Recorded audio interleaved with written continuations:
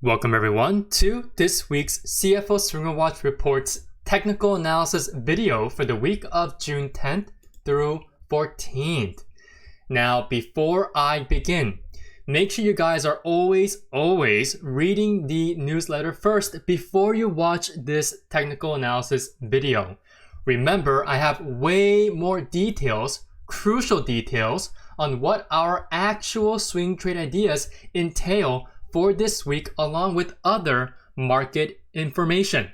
For example, I provide the exact option contracts that we need to be looking to execute for each swing trade idea, or the exact 3-point game plan for each swing trade idea using equity. Now that is just a small snippet of what the weekly report says, so make sure you guys are not only watching these technical analysis videos. With that, let's take a look at the markets.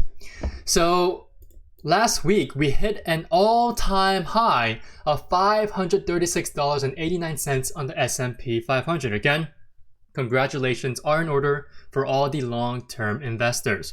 Now the only thing here with this all-time high print is that we also got a nice big volume. However, this volume that we got, this jump in volume, was not from buyers. Instead, it was from the sellers that decided to push lower once we hit that all-time high print. So I would not be surprised if tomorrow we end up opening with a small gap down, or we drive back down and ultimately hit this 532 previous upper resistance level. Now, if you guys remember, I had this rectangular area, this area here that's now green. It was red, right? Because it was the supply area or range from 524 to 532. But now that the fact that the price is staying over this range or area, it has now become an area of demand. So that means 524 to 532 is where the buyers have to hold the price, because if they decide to break below 524, then sellers will come back in and we can see a nice large pullback yet again. So that's obviously for future analysis, however. So for now, just look to make sure that the buyers are able to hold this 532 previous, but now new support level of 532. Okay, now the thing is now with the markets is that we have a lot of catalysts this week, which I again strongly urge you guys to read the newsletter first, especially the market summary, because there is a lot of things going on and we can see an increase in vol, the overall market volatility. And if that does occur, then we can see an initial pullback, which can also cascade to a new market correction of 5 to 10%.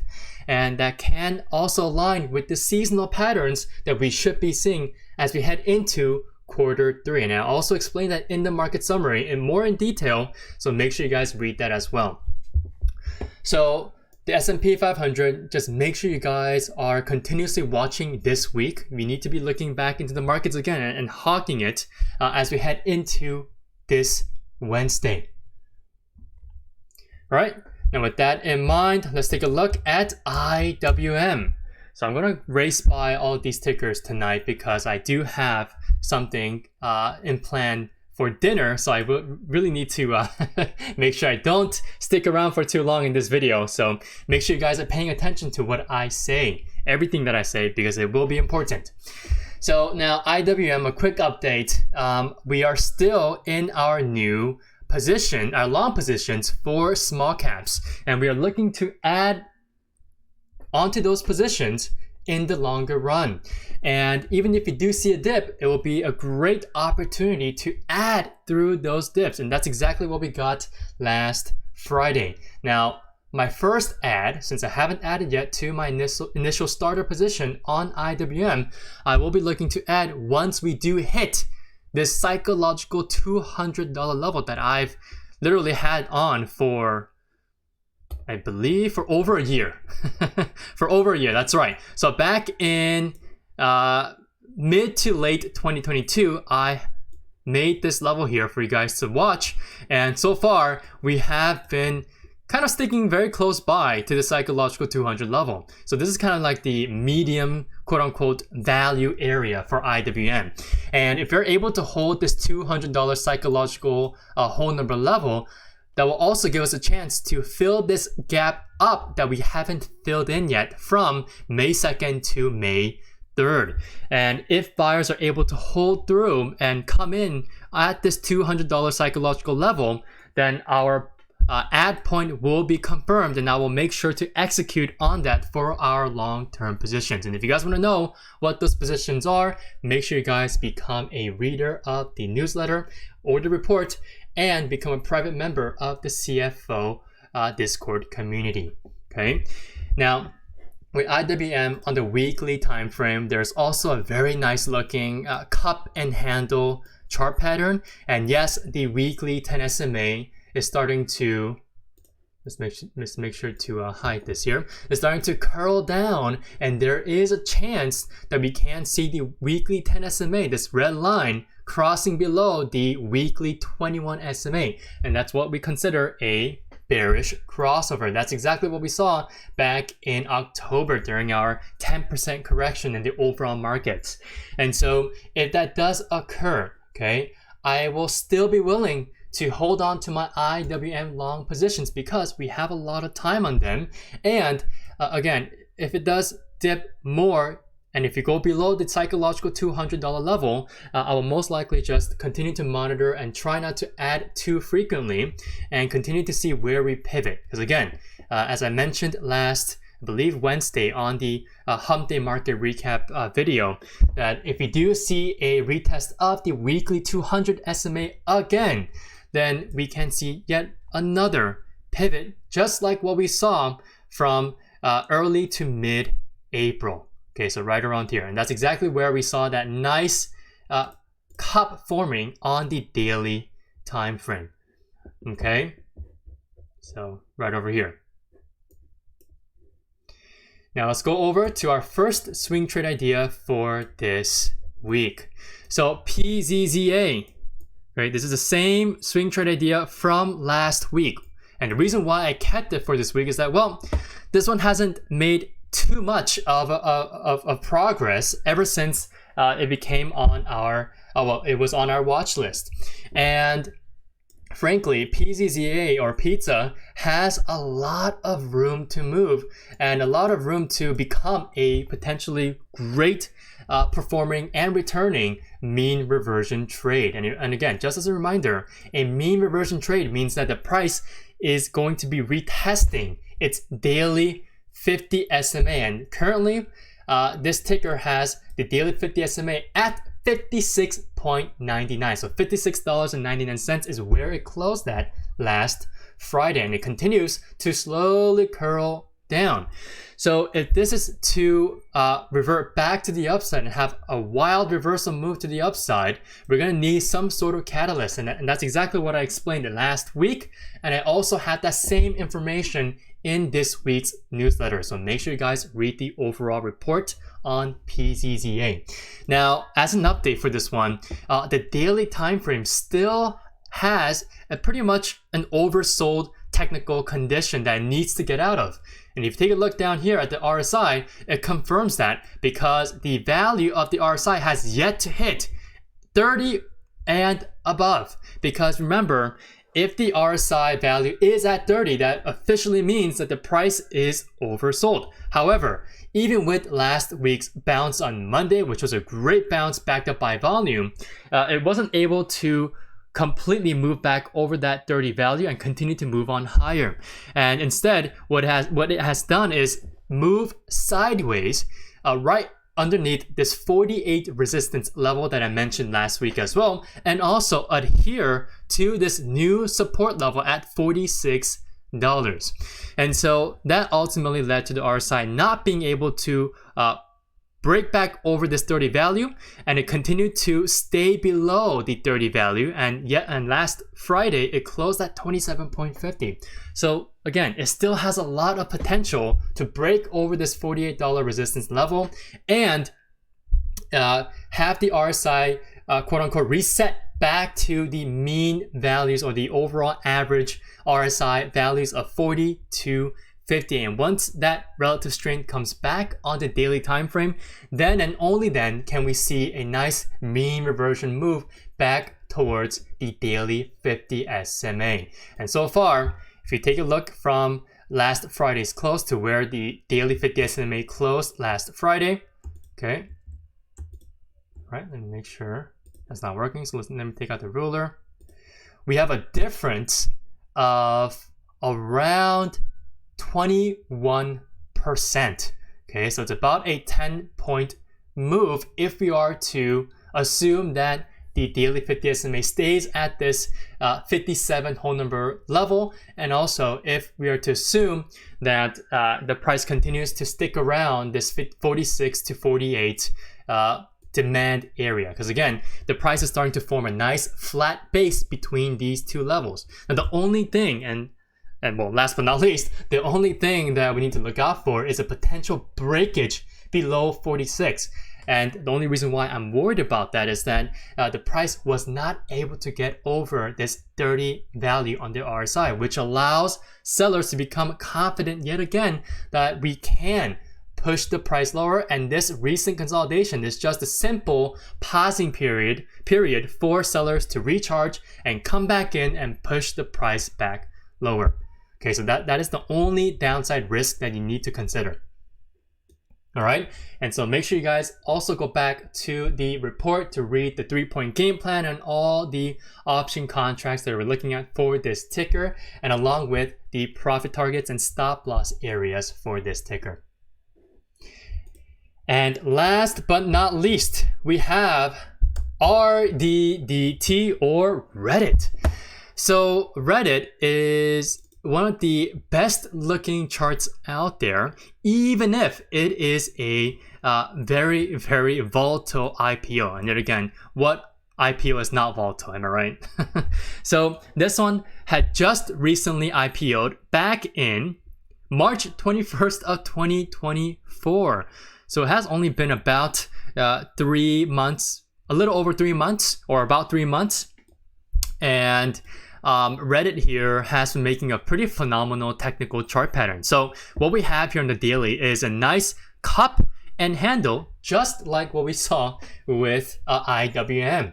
And Reddit here was able to break over this cup and handle, or if you were to take out this nice little base or this rounding bottom that is the cup from the overall cup and handle, and if you just focus on the handle itself, we're also looking at a nice bull flag with this initial run up as the impulsive flagpole run up, and this wedge here acting as the actual flag. So when we have this, well, when we combine this flagpole, this initial impulse run up as the flagpole, plus the wedge here, we get a bull flag. And this bull flag eventually was confirmed as last week we had a nice breakout due to the fact that we saw a nice meme stock rally going on, a lot of short squeezes going on with meme stocks. And again, Reddit is closely related to meme stocks. If you guys remember Wall Street Bets, okay, I'm not going to go into that story because I'm pretty sure you guys know about that by now, but Reddit was able to really profit off of a nice sympathy move to the upside as we saw all those major meme stocks running up again. But now, with this nice move up and breakout from this bull flag or the overall macro cup and handle chart pattern, we got a nice pullback on Friday as we also saw other meme stocks pulling back on Friday. However, I am not going to focus on the meme stocks this week. I want to take a look at this from strictly a technical angle, which means I will be looking at this stock alone. And I'm not going to be tracking other meme stocks like GME or AMC or whatever other meme stocks that are out there. And the reason being is that the price was able to break out, and then last Friday it had a nice pullback with some volume. However, it's still sticking to the upside.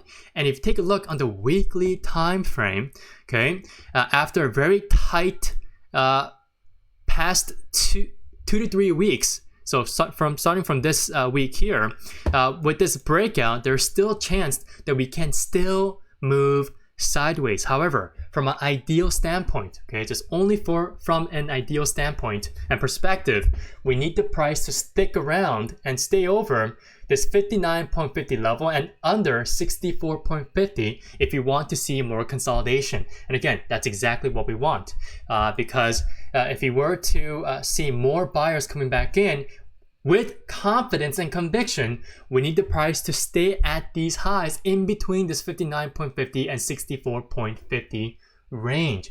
And so if you go back on the daily time frame, the daily 10, this red line, and the daily 21 SMAs are still curling up higher, which is great. And the daily 50 SMA just started to appear as well. And so as long as the price continues to stay over all of these three major SMAs, we should be set to make higher highs and higher lows, which is a textbook uptrend.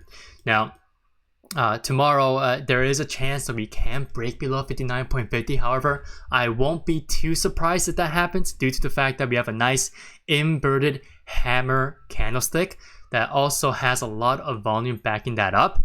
So this reversal candlestick with heavy selling volume will again make the price break below 59.50 tomorrow. And I wouldn't be surprised by that.